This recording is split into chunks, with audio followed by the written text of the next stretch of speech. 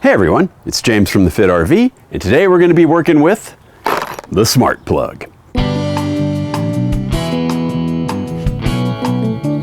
The SmartPlug is a product I've been interested in for a couple years now, ever since we first saw it at Advanced RV. It claims to be an improved way to provide shore power to your rig, and it does this in a number of ways. And the first and foremost is it claims to protect against contact overheating through an improved contact design. And they show some pretty convincing infrared pictures on their website that show that the SmartPlug operates at cooler temperatures than a comparable 30 amp shore power connection. So I saw the infrared pictures and I thought, I can do that. So what I was interested in is if the SmartPlug is better than all RV connections, or if it's only better than connections that are somehow faulty. So I've brought our RV Lance around and we're going to test this out. Okay, now here's kind of where we're going to be working. Now I should point out that I am just going to be testing the cooler connection temperature of the SmartPlug. The SmartPlug has other features like it locks with these clips, it's got a bunch of weatherproofing on it, and it's got this unique shape that only goes in one way. And those alone might be enough to recommend the SmartPlug because they're pretty cool features. But today I'm just going to be installing and doing the temperature test. And I should also point out that I just picked these up off Amazon and paid full retail, and SmartPlug probably has no idea that I'm even doing this test. So in order to test the SmartPlug, I'm going to need to plug in. And I thought, if I'm really going to heat up a 30 amp connection, I'm probably going to need more than I can push through a little 15 amp wall socket here. So I've got an idea on that. So I've uninstalled our range, just kind of temporarily, I hope, because there's a 50 amp plug back here. And so I've got a regular old RV 50 to 30 amp adapter. I've run the power cord in through the window, and this is how I'm going to power the RV for this test. And this is a totally approved way to power the RV, mostly because Steph is not home right now. Okay, but before I plug this in, I want to take a before reading of how hot this area is so we have something to compare it to. So I've got out my little infrared and we'll do a video here. Go, is it recording? Yes, okay. And according to this, wow, it actually looks pretty hot already. It says it's like 32 degrees Celsius, but I think that's just because the plug is black. Let me open it and look inside. Yeah, the inside is like 22 degrees Celsius. So that's sort of our starting temperature. Okay, so now I'm going to plug in my regular old 30 amp connection. Make sure it's nice and tight, properly secured. Wouldn't want to give the SmartPlug an unfair advantage by doing something wonky.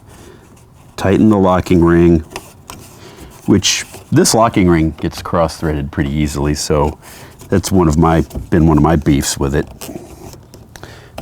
There we go. Now we need to load up the RV. Okay, so right now is kind of just the battery charger, and that load is going to vary. And it's only pulling about 3 amps right now, so that's not much. So what I'm going to do is I'm going to turn on the Truma, and I'm going to crank it all the way to like 86 degrees on electric 2. So that'll be 1700 watts. That's awesome. But I need to load it up even further because it's only going to be like 13 amps. So I have an idea outside. So I'd been noticing that Lance's chassis battery was low. So I've got a battery charger and I can get 10 amps at 12 volts out of this. So there we go. So we've got that, and I've got it plugged in actually to the van. So this is running through the van's AC connection right now. So what's that saying? You never know how far is far enough until you've gone too far. So this is going to the battery charger. I've also plugged in, just because, a space heater. This is a 1500 watt space heater. So 1500 here, that's another 1700 on the Truma. Who knows how much on this thing?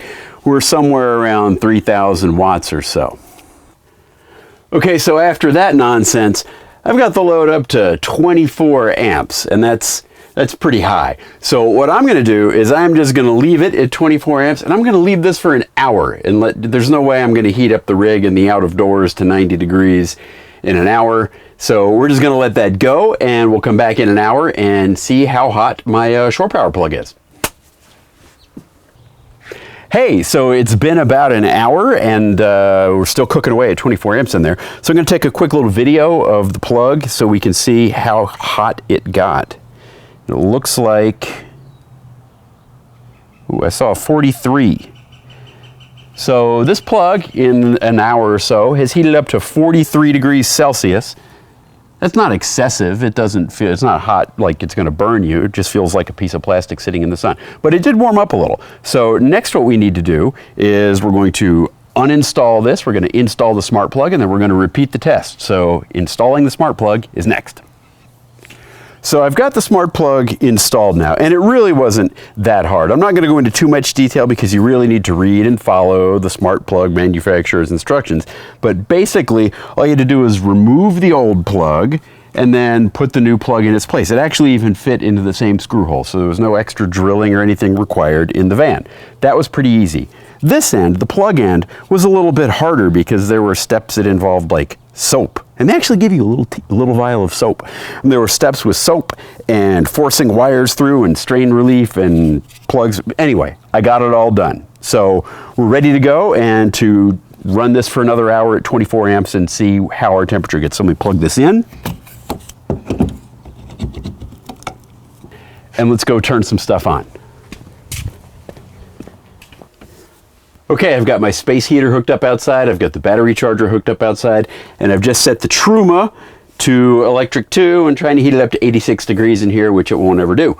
And we can see now that we're again at 24 amps AC, so we're gonna let this cook for an hour, and then we'll come back and we'll see how warm the smart plug is. Okay, so it's been another hour. This thing is still holding steady at 24 amps. We're gonna take a quick video and see how hot the smart plug got. And so I'm getting here something around 28 degrees Celsius, which is cooler than what our initial plug was. So there you have it, I guess. The smart plug did in fact keep things a bit cooler than the traditional plug we had in our RV. Now the plug we had before, I don't think there was any issue with it. I don't think it was dangerous, but this did in fact, based on at least this infrared camera, keep things a bit cooler. Besides that, there are other features of the smart plug that I like the locking and the weatherproofing. So we're keeping it anyway. But there you go. It's another test. We'll see you guys later. Bye.